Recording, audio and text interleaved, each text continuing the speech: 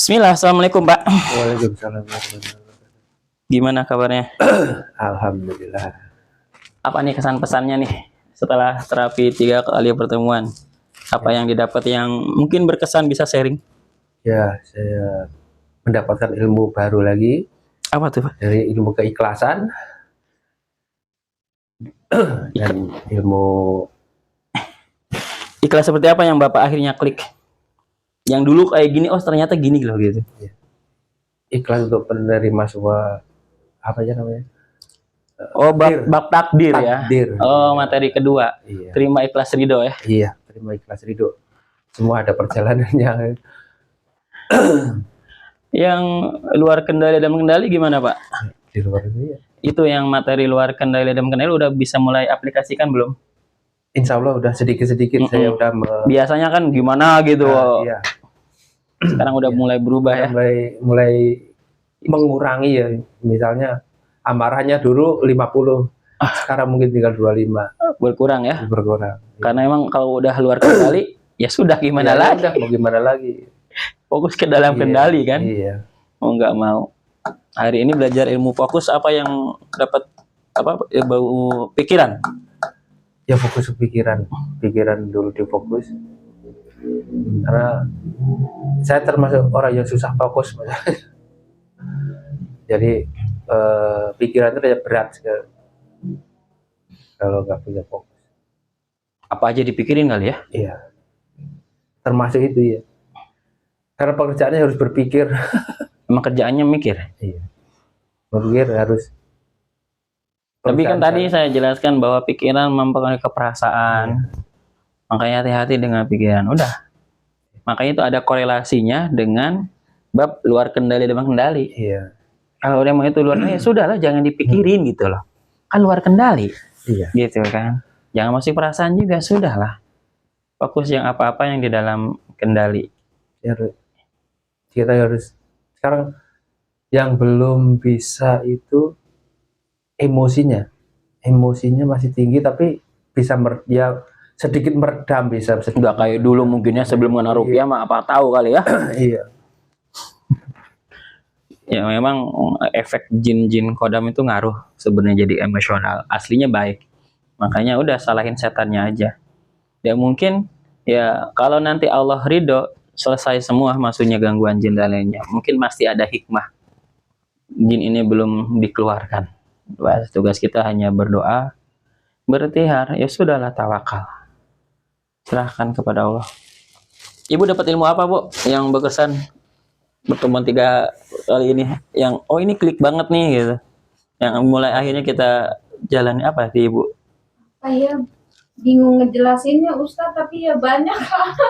Iya, banyak itu ada yang lebih oh ini gua banget nih, gue ngerasain gitu di situ gitu. Apa ada nggak? Iba materi apa? Ya mungkin itu untuk ridho, untuk itu tadi ya. Masalah suami ini apa? Kalau lagi timbul marahnya yang nakutin Ustadz. Belajar ridho juga. Ya, belajar ridho di situ saya. Kalau enggak, Biar lebih. kalau enggak diulang terus loh. Iya. Materinya apa? Ujiannya ulangannya itu terus. Iya. Dan belajar kata-kata yang baik-baik kan. Iya. Mau buruk-buruk ya sudahlah. Bahaya juga bisa jadi karena doa ucapan kita sebenarnya gitu kan. Ya pesannya ya kalau nanti suatu saat memang mentok lagi gitu kan, bolehlah hubungi saya lagi ya, namanya iman itu kan naik dengan ibadah, ya turun dengan maksiat. Iya. Gitu kan. Ya, nanti oh kayak udah kacau banget nih perasaan pikiran nih. Perlu dicas lagi ya. Ya dirukyah lagi gak apa-apa. Kan kalau bisa rukyah tuh enak, seger gitu kan. Rasanya gangguan-gangguan. Iya, kalau saya itu untuk film-film yang itu masih maksiatnya masih banyak. Bisa film-film kayak drama-drama begitu. Ya kurangi kan tadi kan database. Iya. Ya ke YouTube yang positif-positif kan banyak. Ya. Gitu kan. Ya, akhirnya kan karena ngapain sih begini? Akhirnya gue sambil gue alihkan ke Gus Bahar untuk materi-materi. Iya, ya banyak lah. Iya. Ngaruh database soalnya. Iya. Ya gitu kan. Kalau tadi kan pikiran itu kan nanti dia bahasa mengartikannya apa nih, positif atau negatif. Kalau positif ya tenang ke perasaannya. Kalau negatif kacau ke perasaannya. Iya. Apalagi ada gangguan jinnya. Gangguan ini kan mempengaruhi, dibisikin terus. Iya. Kayaknya terasa banget bisikannya tuh. Ada kan? Iya. Nah, tadi saya rukyah kepala kan? Iya. Dulu udah ngapain sholat sih katanya. Sakit juga gak sembuh. Sampai segitu bisikannya ya? Iya. Luar biasa ya. Kalau ada lagi yang saya dirukyah tuh Bu, dalam hatinya tuh nggak mempan. Di rukyah tuh gitu Pak, ada Pak. Melawan jinnya, nggak mempan, kamu nanti juga kamu capek, nanti kamu gitu. Ustaz tadi jinnya ngomong gitu Ustaz, biarin saya bilang gitu kan. Emang ada bisikan itu seolah-olah perasaan gitu seolah tuh. Kayak misalnya ntar aja lah, masih malam lah gitu. Akhirnya mepet jamnya kan. Kalau mepet jamnya kan saya emosi ya jadi kan. Kenapa sih saya seperti ini gitu kan. Jadi menyalahkan diri sendiri. Akhirnya mau nggak mau menyalahkan diri. Kenapa sih? Nggak bisa ngelawannya ya. Iya. kalau Saya bisikannya itu terasa banget. Gitu ya. Tapi nggak bisa kayak orang nggak bisa melawan gitu. Misalnya nih saya udah dibangunin jam 2:30. Udah sholat sih gitu. Tapi nunda. Ntar masih itu masih. Jadi ntar masih 3:30 itu Kerasa banget. Terasa banget. Bantu dengan doa Pak. Nanti kalau doa maksudnya selipin bab itu.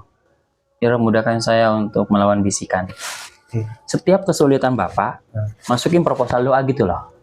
Maksud gak? Iya. Ilmu lagi nih. Iya. Kesulitan, saya ngadepin ini sulit Ustaz ini. Masukin proposal doa.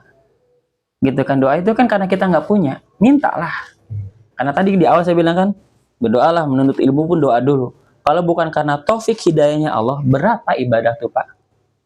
Kita makanya ada kisah seorang anak yang dia rajin sholat tahajud, kemudian dia berkata, banyak orang di sini ya pada tidur nyenyak, nggak sholat tahajud. Bapaknya marahin, kalau kamu punya sifat kayak gitu, mendingan kamu tidur aja, katanya. Kayak gitu. Karena memang, ya tadi saya tegaskan, bahwasanya kita bisa melakukan ibadah, sholat, baca Quran, ketaatan, itu karena taufik hidayahnya Allah. Kalau bukan karena taufik hidayah Allah, subuhnya kesiangan. Kesiangan. Lu baca Quran deh, beratnya kayak apa tahu ini. Kalau bukan karena taufik hidayahnya Allah. Makanya kita bisa baca Quran, kita bisa sholat, ibadah itu satu nikmat juga sebenarnya. Rizki yang belum tentu orang lain bisa. Iya. Rizki itu bukan hanya uang, ibadah pun adalah rizki. Gitu kan bahasanya. Orang yang nggak bisa ibadah bisa jadi itu hukuman. Dia nggak bisa melakukan ketaatan pada Allah. Rizki Pak, bisa sholat duha, rizki itu. Mahal itu. Belum tentu semua orang bisa lah bahasa kasarnya. Itu makanya saya kemarin sering bilang ke orang yang terapi intensif, ini pun bilang ke Bapak Ibu, coba berpikir bahwasanya kalau kita ibadah sholat itu bukan hanya menggugurkan kewajiban, tapi ini adalah pola kita untuk bersyukur atas semua nikmat Allah. Jadi beda nanti ruku sujudnya ini, ya Allah, alhamdulillah saya bisa ibadah, alhamdulillah kasih nikmat, sehat dan lainnya. Jadi syukur. Nabi itu sampai di bahasanya istrinya bertanya, kenapa ya Rasulullah kamu sholat sampai kaki kamu bengkak? Rasulullah menjawab, apakah saya nggak boleh menjadi hamba yang bersyukur? Jadi konteksnya ibadah kita tuh bukan untuk menggugurkan kewajiban, tapi inilah bentuk syukur kita. Gitu kan, pernah nggak kita syukur ini jantung? Gitu kan, normal. Coba kalau berhenti sebentar, repot ini udah. Usus, alhamdulillah, nggak usus buntu. Mata masih normal, mencium, nikmat ya Allah, alhamdulillah. Jadi rukunya, sujudnya nikmat gitu bahasanya. Enggak, kemarin ada tuh pasien, ya Ustaz, dulu mau saya sholat tuh buru-buru, bukan selesai. Sama enggak, saya belajar menikmatin sholat saya. Nah, itulah. Gitu kan, ada ruhnya. Dan nanti fokus juga. Kalau lagi sholat, tadi, emang susah fokus, iya. Balikin lagi aja, Pak. Mikirin lagi kerjaan, balikin lagi ke sini. Gitu. Maksud enggak? Iya. Gitu. Cukup? Oke, terima kasih Pak ya.